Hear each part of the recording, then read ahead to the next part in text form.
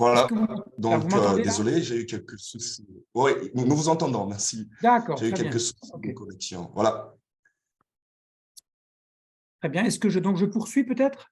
Oui, c'est cela, merci. Voilà. J'espère pour tout le monde que je ne suis pas trop confus, pas trop compliqué et tordu et que vous arrivez Non, mais ça va, merci. Nous vous à suivons me très bien. suivre. Hein, bon, très bien. Merci beaucoup.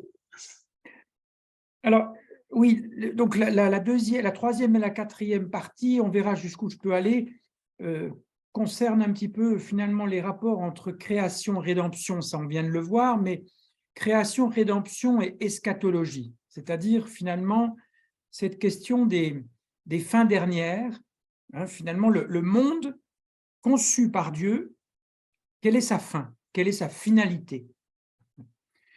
Et alors, je voudrais vous partager des réflexions de personnes qui sont pas nécessairement, enfin, qui ne s'expriment pas d'un point de vue de la foi, mais qui s'expriment en observateurs des chrétiens et des théologiens, et notamment concernant notre rapport dans la théologie chrétienne et dans la foi chrétienne, dans la spiritualité des communautés chrétiennes, notre rapport d'un côté au paradis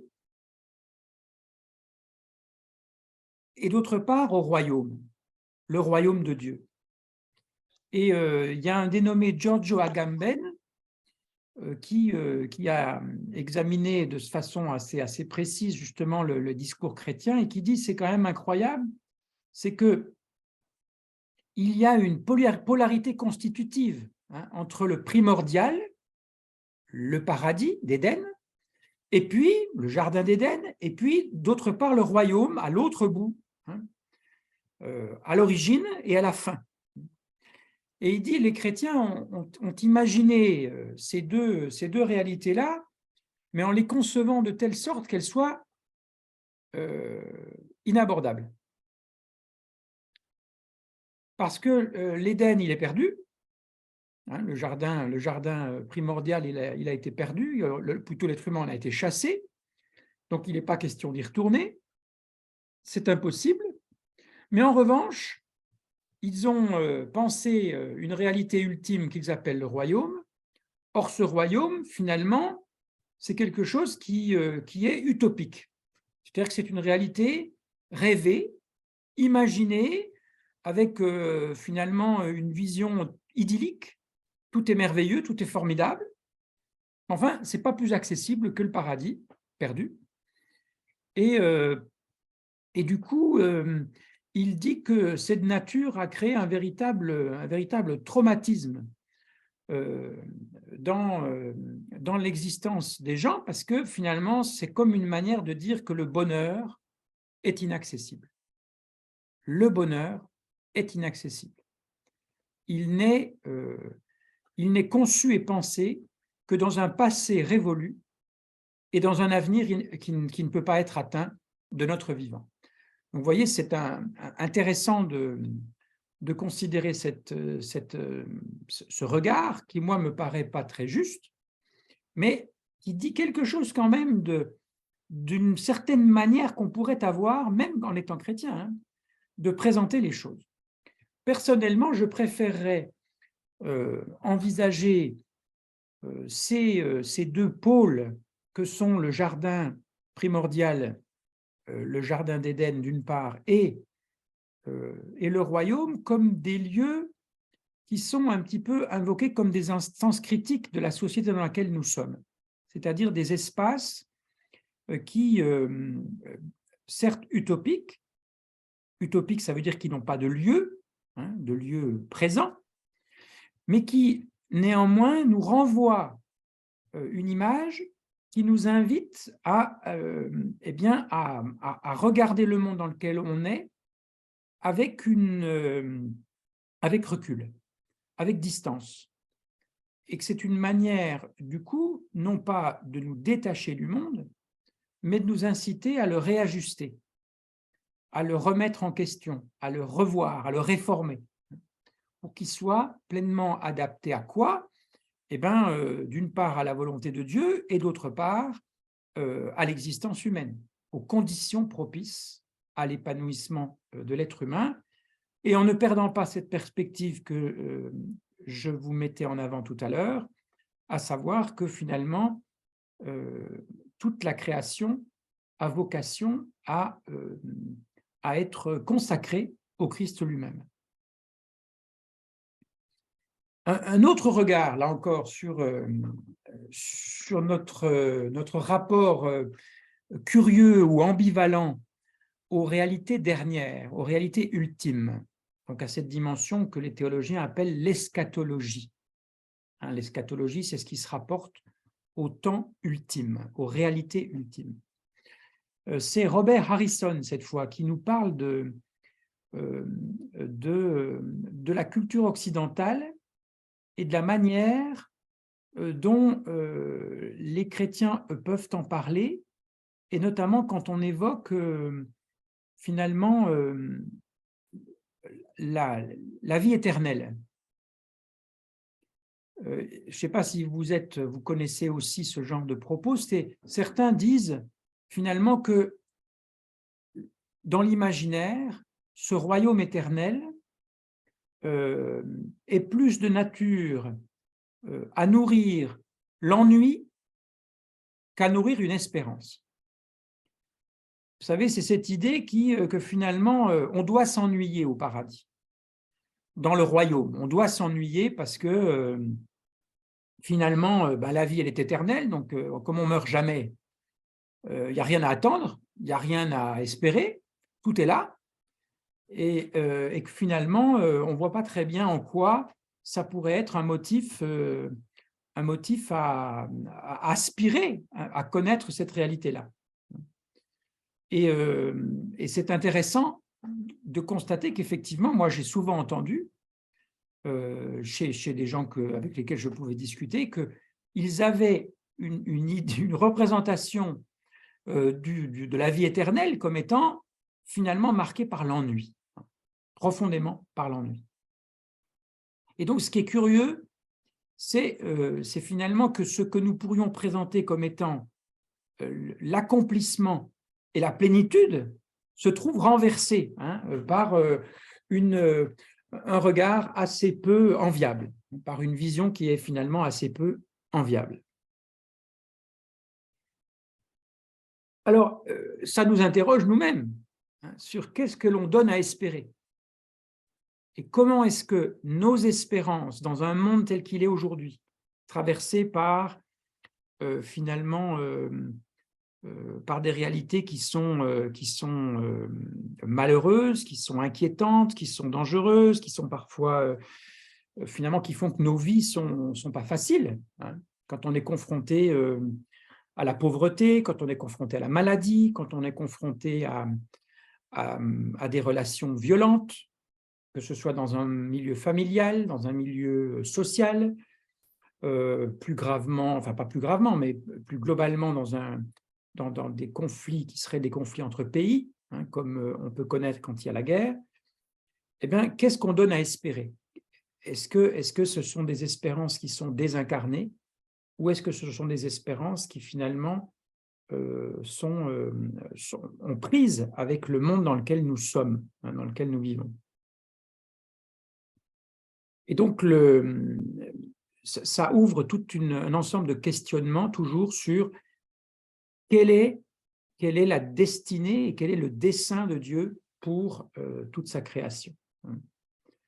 Quel est le projet de Dieu pour sa création? Quelle vision du monde créé nous pouvons avoir en dissociant ce qui finalement relève de la réalité immanente, c'est-à-dire de ce qui n'est pas transcendant, de ce qui n'est pas ultime. Comment est-ce que le concret que je vis aujourd'hui a part avec les réalités divines, les réalités éternelles, les réalités ultimes? Comment est-ce que je peux comprendre ma condition humaine dans la confrontation avec le mal et les choses qui sont finies dans le monde présent, tel que je le connais? Autre type de question, c'est finalement quand j'envisage la vie éternelle, en passant par la résurrection, mais quel est ce devenir post-mortem que j'imagine pour le monde créé? C'est-à-dire, qu'est-ce qui reste de moi, par exemple? Qu'est-ce qui, dans la personne que je suis, c'est évidemment question que chacune et chacun peut se poser, ce que je suis va mourir. Eh bien, quelle est la part de moi qui est appelée à une vie nouvelle dans une réalité post-mortem? Si on gratte un petit peu des questions comme ça, on a fort à faire. Ce n'est pas évident, notamment quand on reprend le texte biblique, les lettres pauliniennes, par exemple, ou les récits des évangiles. Comment je peux comprendre moi-même, dans ma définition d'un être humain, mais plus globalement, si j'associe la compréhension de l'être humain dans ses liens avec Dieu et avec son esprit, comment je me projette, comment je projette ce destin post-mortem, non seulement de l'être humain, mais peut-être plus. Quand il y a un catéchumène qui demande est-ce que les animaux, est-ce que mon animal de compagnie, est-ce qu'il sera sauvé? Oui ou non? Alors, c'est une question qui fait sourire souvent et qui paraît un petit peu invraisemblable, mais il y a aujourd'hui, dans les églises en Europe, ce n'est pas encore très répandu ni très généralisé, mais ça c'est quelque chose une pratique qui se développe, c'est qu'on demande une bénédiction pour les animaux, de compagnie notamment, mais pas que. Et donc cette pratique de la bénédiction, non seulement sur les êtres humains, mais aussi sur les animaux, s'enracine dans le texte de la Genèse, justement, puisque Dieu dit que ce qu'il a créé était bon. Et ce faisant, il prononce une bénédiction.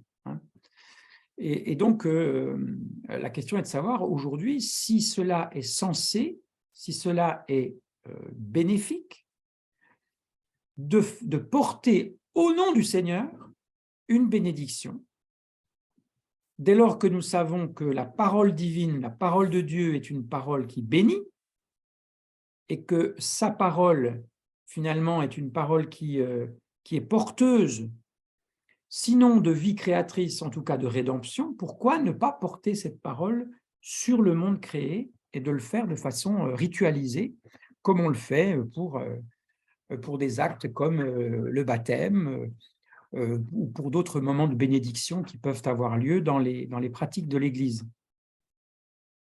Donc ça, c'est intéressant, parce que c'est concret et que dans nos vies communautaires, on peut se demander si on a envie ou pas, si on se sent autorisé, si on se sent même appelé à prononcer des bénédictions qui ne seraient pas seulement réservées aux êtres humains.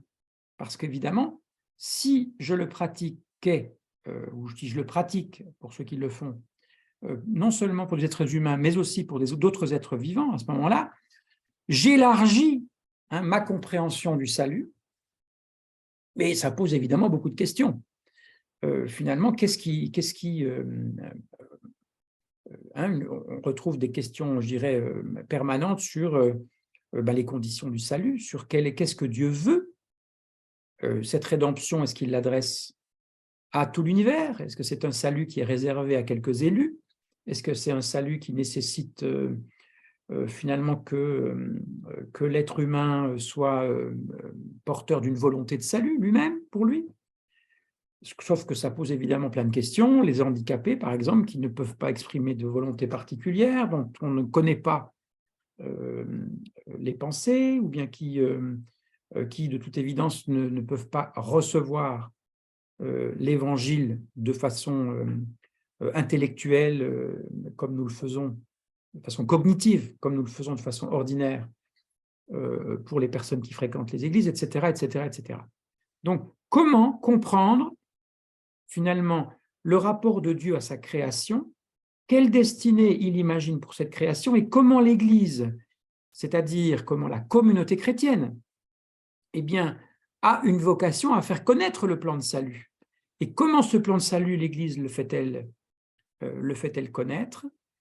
Et dès lors que sa vocation et de bénir, puisque Jésus dit bénissez et ne maudissez pas, et donc il y a un appel fortement marqué pour que justement la bénédiction soit la raison d'être même finalement de l'Église, de porter la bénédiction de Dieu et de la faire connaître au nom du Christ.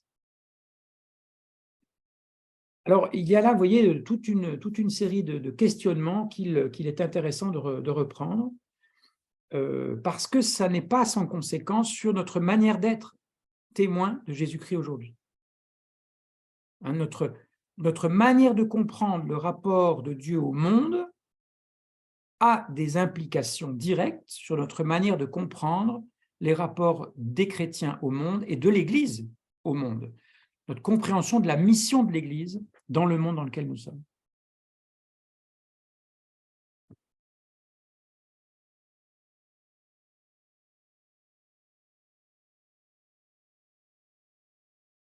Si je considère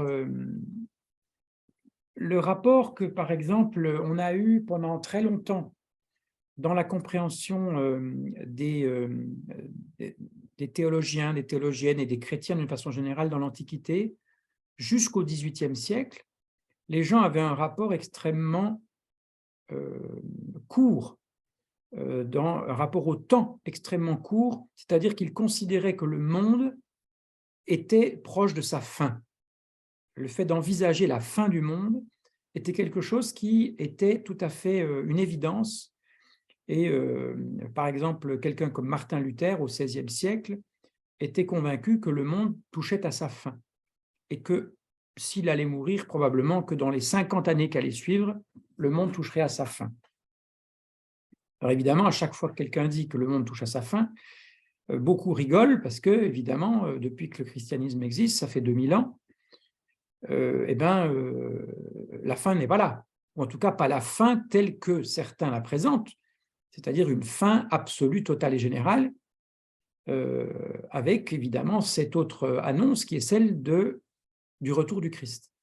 Donc il y a là aussi quelque chose d'intéressant et d'une réflexion à avoir pour qu'elle soit crédible, pour qu'elle ne soit pas finalement des discours qui prêtent au ridicule ou à la dérision, mais de vraiment penser théologiquement, spirituellement, ce que veut dire pour nous le retour du Christ, puisqu'il est effectivement attesté dans les paroles de Jésus et dans l'annonce des apôtres. Donc, comment est-ce que nous pouvons interpréter cela aujourd'hui de façon pertinente et pour exprimer quelque chose, finalement, de la création qui est dans une attente? Parce que si je reprends Romains 8, n'est-ce pas, dans ce chapitre, ce n'est pas seulement l'être humain qui attend une nouvelle naissance.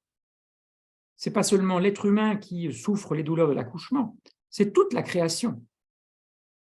Donc ce très beau chapitre de la lettre de Paul aux Romains au chapitre 8 est une approche qui, me semble-t-il, peut aussi stimuler notre réflexion et notre compréhension d'un monde qui est eh bien, dans une phase, si je reprends cette image de l'accouchement, hein, où une vie nouvelle s'annonce, hein, et qu'on est déjà pleinement porté par cette attente de la vie nouvelle, et qui est de nature à transformer, à porter, hein, le monde aujourd'hui, puisqu'il est finalement porteur d'un monde nouveau.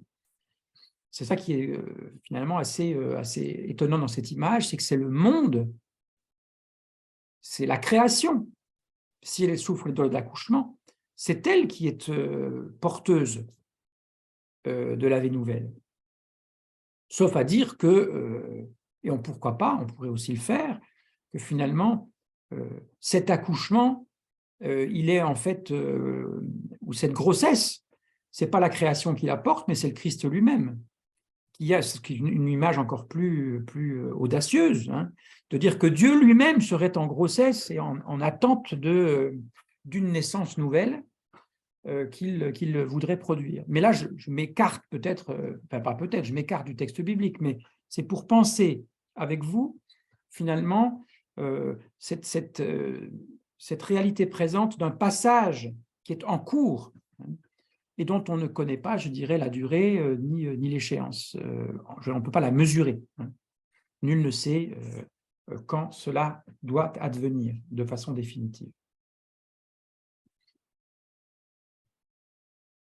Dans la lecture qu'on peut faire de Genèse 8, par exemple, il est question de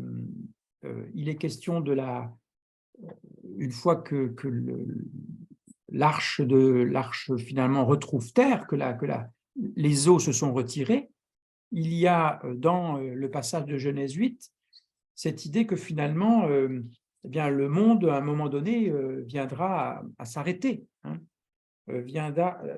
Alors même qu'il y a une promesse d'alliance qui est passée avec Noé par le Seigneur, vous avez cette affirmation que, eh bien, il y a un moment où les choses s'arrêteront quand même. Hein, je vous lis au chapitre 8, le verset 22. Ce verset commence ainsi. « Tant que la terre durera, semailles et moissons, chaleur et froidure, été et hiver, jour et nuit, ne cesseront jamais. » Oui, mais ça commence par « tant que hein, ». Ça ne cessera jamais tant que. Donc là encore, vous voyez, il y a cette tension entre quelque chose qui a une fin annoncée, mais tant que ça n'est pas là, eh bien, des choses se maintiendront par la volonté divine.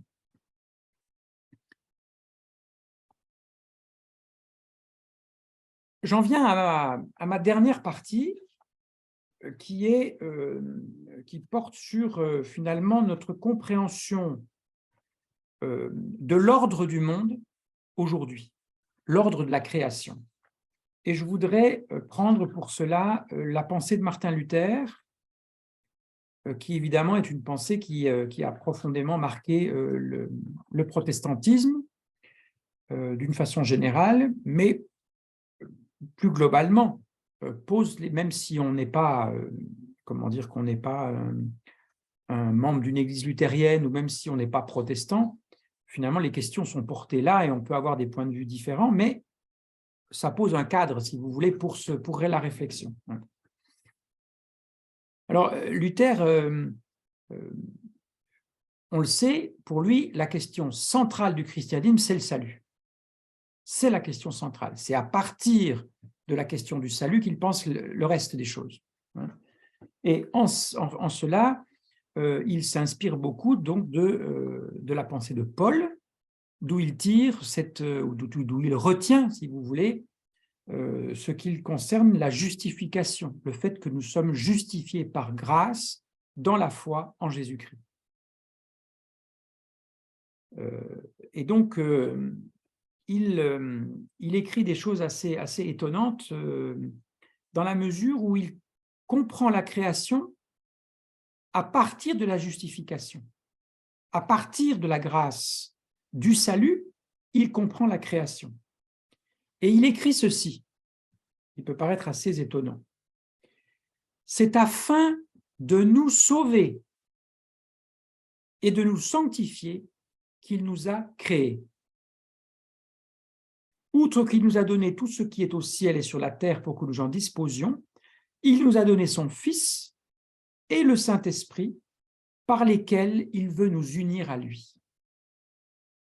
Alors, je trouve ces propos assez étonnants parce que, évidemment, ils renversent le mouvement que nous serions tentés enfin, pas tentés, le mouvement que nous donnerions de façon assez habituelle. On va dire Dieu veut nous sauver après nous avoir créés. Mais ce n'est pas seulement la conséquence, c'est parce que Dieu a voulu que nous créer, qu'il pourra nous sauver. Et là, Luther dit l'inverse. Hein. C'est afin de nous sauver et de nous sanctifier qu'il nous a créés. Donc finalement, c'est une manière, je trouve, d'accentuer l'idée que le dessein de Dieu, c'est de nous manifester son amour d'une manière que nous n'imaginons même pas. Et ensuite, tout à l'heure, on avait vu cette idée que la création, le ciel et la terre sont donnés à l'être humain pour qu'il en dispose. Or, il dit que le Fils lui-même et le Saint-Esprit sont donnés à l'être humain pour que nous soyons unis à lui.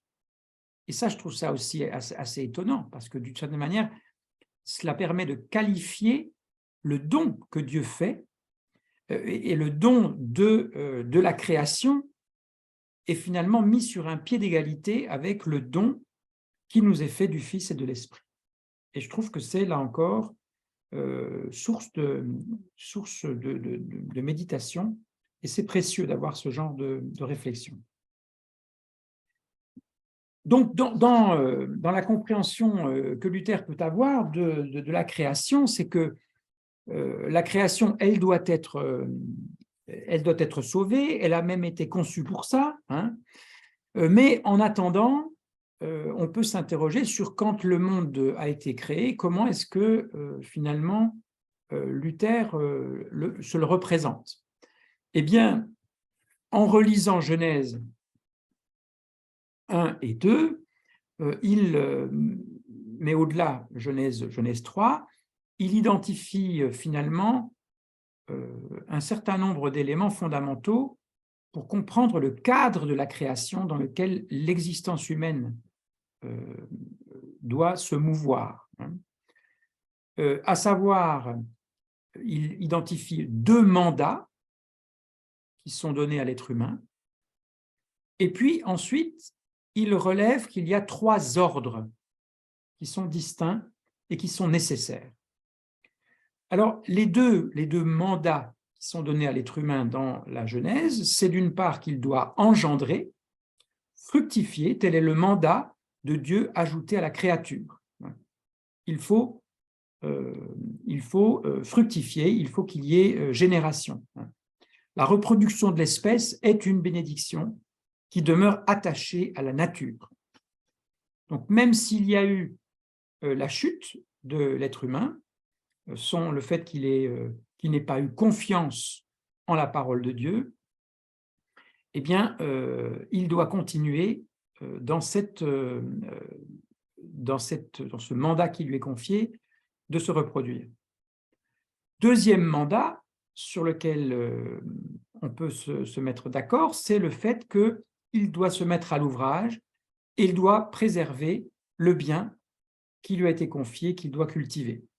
C'est une double tâche, écrit Luther, que Dieu confie à Adam. Il travaillera, c'est-à-dire qu'il cultivera ce jardin, et il le protégera, il en sera le gardien. De ce mandat ne demeurent que des restes misérables, et ces 2 choses demeurent conjointes, dit Luther. Non seulement la terre doit être cultivée, mais les plantations doivent être protégées. Il y a donc une affirmation importante, c'est que le travail n'est pas la conséquence du péché. Quelquefois, on dit que il faut travailler à la sueur de son front parce que finalement, c'est un peu la condition du pécheur. Luther rectifie et il dit non, le travail fait partie de la condition humaine dès le départ.